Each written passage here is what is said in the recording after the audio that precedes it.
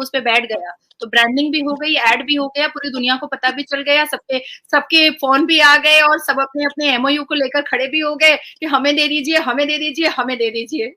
तो हमें तो एड वेड की जरूरत ही नहीं पड़ी, बस मोदी जी काफी थे। प्रथम हो चुका है, हमारी जीडीपी पर बात कर लीजिए, हमारे इकोनॉमिक पर बात कर लीजिए, हमारे डिफेंस पर बात कर लीजिए, हमारे इसरो पर बात कर लीजिए, हमारे साइंटिस्ट पे बात कर लीजिए, हम चांद पे झंडा लहरा चुके हैं, उस पर बात कर लीजिए, हमारे एयरक्राफ्ट के बारे में बात कीजिए, हमारी आर्मीज के बारे में बात कीजिए, हमारे एम्प्लॉयमेंट के बारे में बात कीजिए, हमारे संविधान के बारे में बात कीजिए, हमारे सर्वोच्च न्यायपालिका के बारे में बात कीजिए, हमारे मॉडर्न सिटी के बारे में बात कीजिए, हमारे स्मार्ट सिटी के बारे में बात कीजिए, हमारी योजनाओं के बारे में बात कीजिए, हमारी बेटियों के बारे में बात कीजिए, हमारे भारत के पुत्र के बारे में बात कीजिए, हमारे वर्ल्ड कप के बारे में बात कीजिए, या हमारे एक महीना में 4 ट्रिलियन से ऊपर जीडीपी आगे चले जाने के बारे में बात कीजिए।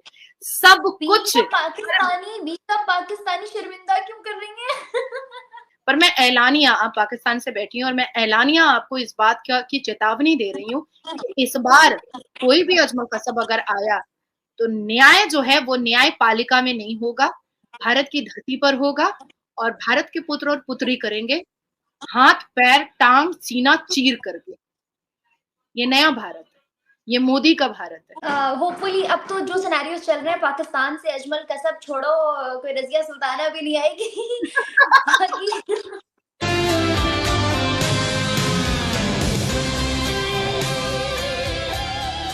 अस्सलाम वालेकुम व्यूअर्स, आई एम विश्वास और आप लोग देख रहे हैं मेरा आपका यूट्यूब चैनल। आज हमारे साथ एक दफा फिर से मौजूद है नाजिया इलाही खान। नाजिया जी, बहुत ज्यादा मिस कर रही थी मेरी ऑडियंस आपको। Thank you so much for your time once again on my channel. Thank you so much. वंदे मातरम, भारत माता की जय। वाह, मैं विश नमस्कार कर रही हूँ, और इस बार मुझे इमोशनल मत करना और मुझे रुलाना मत। आपको आपको पता है मेरा लास्ट इंटरव्यू जो था आपके साथ, उससे पहले भी बहुत दफा हुए, और जब आपके साथ हुआ उसमें कोई यूनिक चीज जरूर होती है जो ऑडियंस को इतनी क्लिक करती है कि मैं खुद उसको रिपीट पे सुन रही होती हूँ कि व्हाट्स दिस। खैर, कैसी हैं आप आफ्टर सो लॉन्ग? नहीं, मैं बीच में थोड़ा मैं ऑपरेशन वगैरह करवाई थी, मेरा गोल ब्लैडर का ऑपरेशन हुआ, तो मैं 2-3 दिन एडमिट भी थी। फिर स्लाइन के साथ मैंने बहुत सारे डिबेट्स भी किए, तो काफी दिन मैं थोड़ी सी मुरझाई भी थी। ऐसे ऐसे करके बहुत सारे पिलोस के साथ मैं अपने डिबेट्स कर रही थी, बिकॉज उठ करके चलने की भी ताकत नहीं थी, बिकॉज 11.7 mm का स्टोन था मेरी किडनी के पास में। तो थैंक गॉड, भगवान की कृपा के आई एम राइट नाउ एकदम ओके। मैं तुम्हारे साथ रैम्प शो कर सकती हूँ।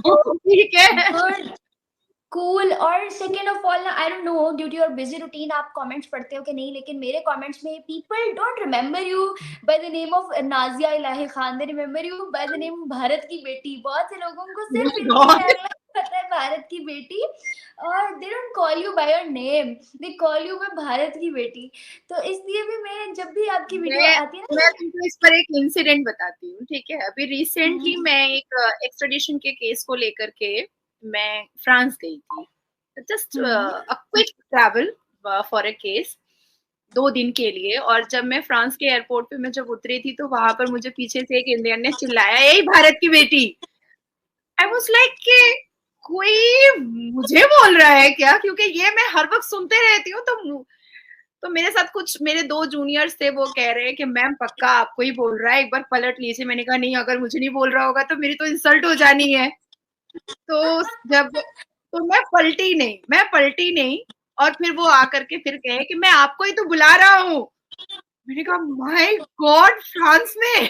कह रहा है हम लोग आपको यहाँ तक देखते हैं और देखना और सुनना पसंद करते हैं, हम लोग अपने बड़े से टीवी पर हम लोग उसको अटैच करते हैं आपके न्यूज को, और तब फिर सुनना पसंद करते हैं हमारी पूरी फैमिली के साथ। मैंने कहा thank you so much, thanks a lot. तो दिस इज लाइक कि मेरा एक नाम रखा गया है भारत की बेटी। तो on that particular moment I realize के सच में मैं जब तक जिंदा हूँ अपने भारत के लिए बस करती रहूंगी। नहीं, माशाल्लाह, you are also now recognised in Pakistan. जब पाकिस्तान आएंगी तो पाकिस्तान में भी शायद ही कोई ऐसा होगा जिसको आपका नहीं पता होगा, बट पीपल नो यू। और even even Pakistan main stream media पे आपकी न्यूज चल रही थी, मैंने क्लिप नहीं देखा, मैंने न्यूज देखी वो, एंड आई वाज लाइक ये मेरे चैनल पे भी आती है, मेरे चैनल पे भी आती है। मामा कहते हैं हाँ मुझे पता है कि मैंने इनको देखा है कहीं पे, तुम्हारे चैनल पे देखा है, मैंने कहा हाँ ये मेरे चैनल पे भी आती है। हाँ, तो पाकिस्तान के मर्द लोग जितने भी मेल है ना वो मुझे बड़ा कोसते हैं, बड़ा कोसते हैं। मैं स्टार्ट करते हैं, वह टॉपिक बड़ा जबरदस्त है। या श्योर। अच्छा नाजिया जी, तेजाज की सक्सेस पे बात करने जा रहे हैं आज हम। Narendra Modi ji, as your fan of M, और उनकी इस वक्त ग्लोबल लीडरशिप के तो सभी जानते हैं किस तरह से वो ग्लो कर रहे हैं, उसके ऊपर बात करेंगे। उन्होंने एक टेस्ट राइड भी ली, और तेजाज की सक्सेस और अभी जो करंट सिनेरियो सबको लेके चल रहे हैं, पीएम मोदी की काविशें जो बैकएंड पे हैं, क्या कहेंगे उस सब पे? ऐसा है कि मेरे मोदी जी जो हैं वो फर्स्ट इस पूरी दुनिया के पहले इंडियन प्राइम मिनिस्टर हैं जिन्होंने फ्लाई किया है और कॉम्बैट जेट फ्लाई किया है, तेजस एयरक्राफ्ट LCA, जिसको पूरा कंप्लीटली जो है सक्सेसफुली कंप्लीट किया है बेंगलुरु में।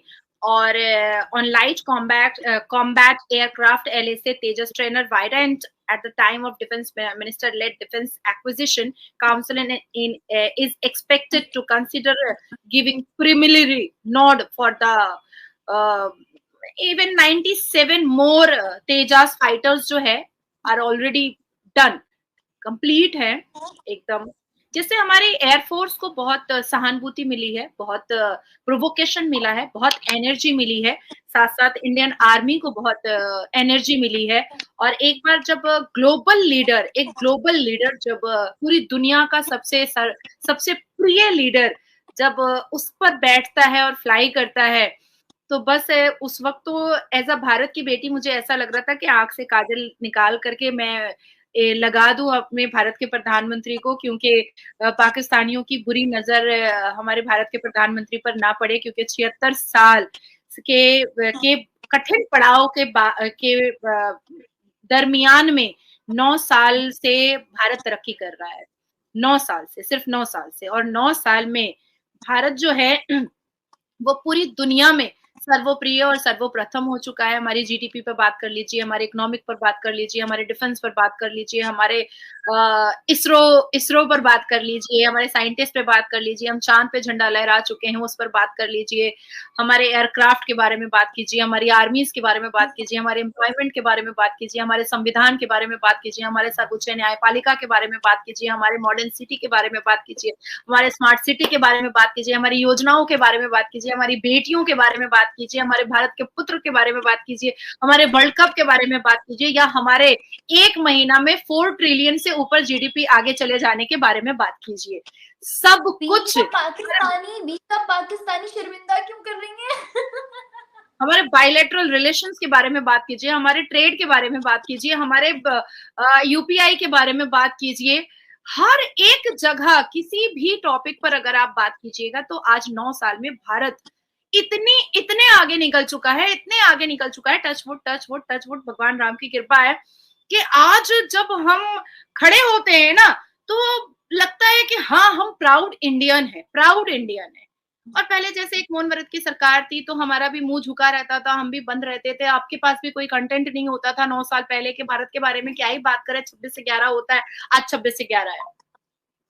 तो 26 से 11 होता था, पार्लियामेंट अटैक होता था, अफजल गुरु रहता था, ओसामा बिन लादेन की बात होती थी, तो ऐसी मतलब दुविधाओं में भारत का व्यक्ति और भारतीय नागरिक अटके और फंसे पड़े थे, जहां पर उन्नति की बात हो ही नहीं पाती थी। मदरसे की बात होती थी, कब्रिस्तान को डेवलपमेंट करने की बात होती थी, उस कब्रिस्तान को जिसके अंदर ना किसी को जाने की ख्वाहिश है और ना जिसके अंदर से किसी को बुलाने की ख्वाहिश है, तो कब्रिस्तान पर मिलियन रुपए खर्च होते थे। अब जाकर के पता चला कि तरक्की का मतलब क्या होता है, इंप्रूवमेंट का मतलब क्या होता है, डेवलपमेंट का मतलब क्या होता है, महिला को शिव शक्ति कैसे बनाया जाता है, कैसे पार्लियामेंट के अंदर 33% वुमेन रिजर्वेशन बिल दिया जाता है और 33% महिलाओं को, भारत में 33% महिलाओं को कहा जाता है कि तुम जो हो ना, तुम झांसी की रानी हो, तुम खड़े हो जाओ बस।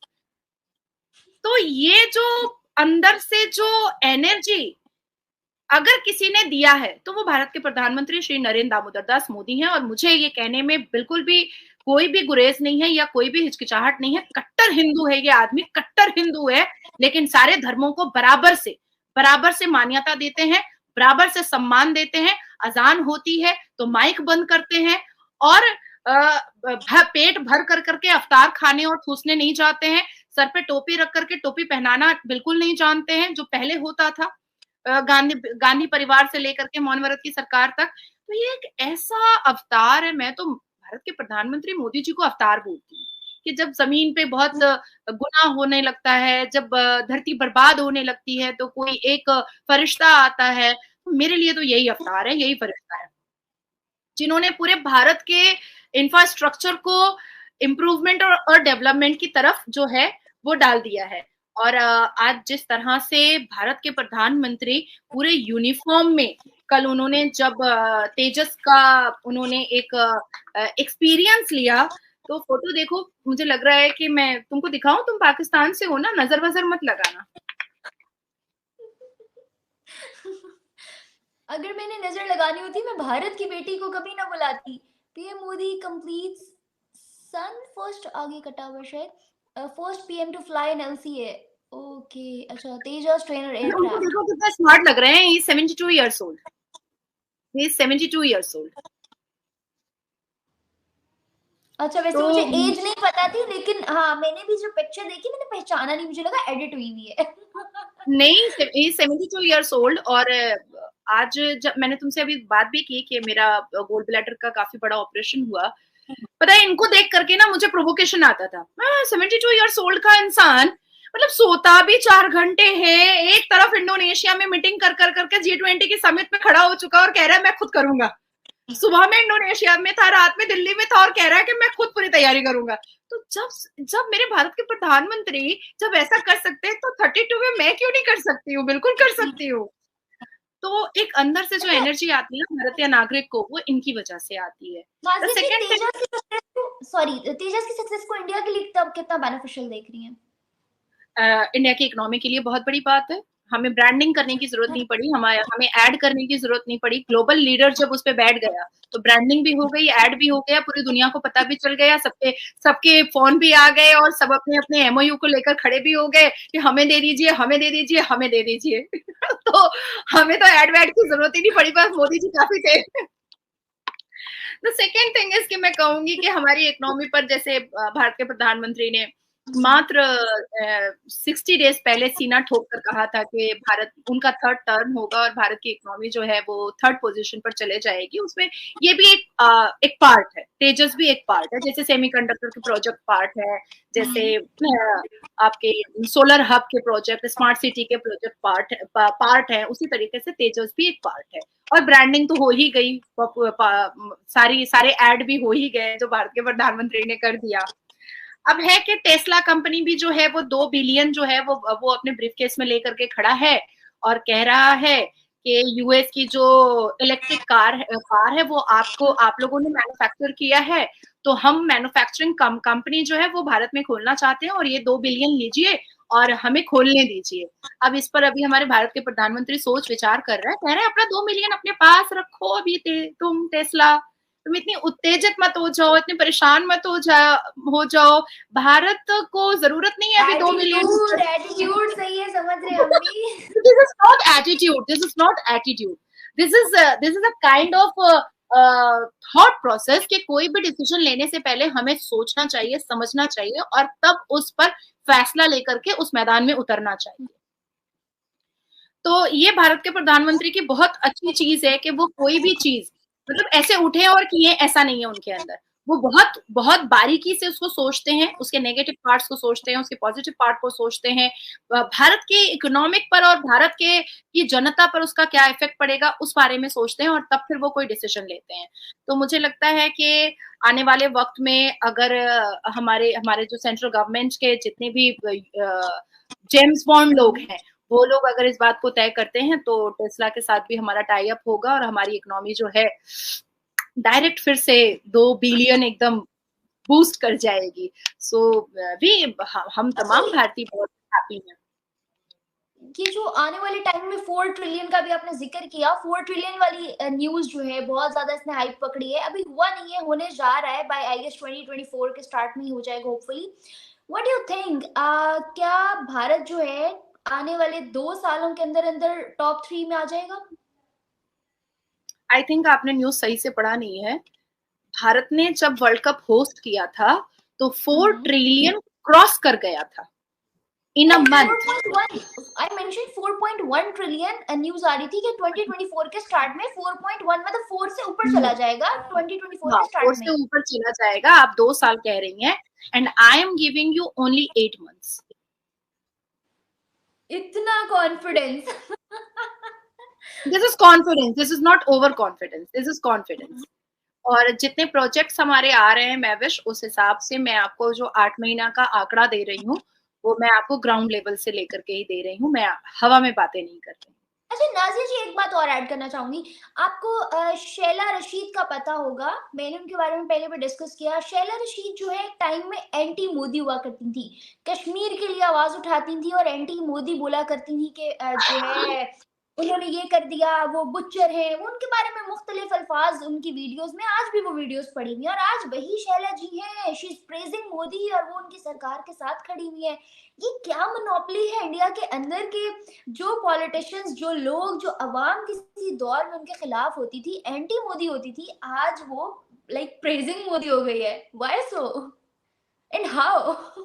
ये इंसान प्यारा नहीं होता है महविश, उसका कार्य प्यारा होता है। इंसान कभी प्यारा नहीं होता है, उसका काम काज प्यारा होता है।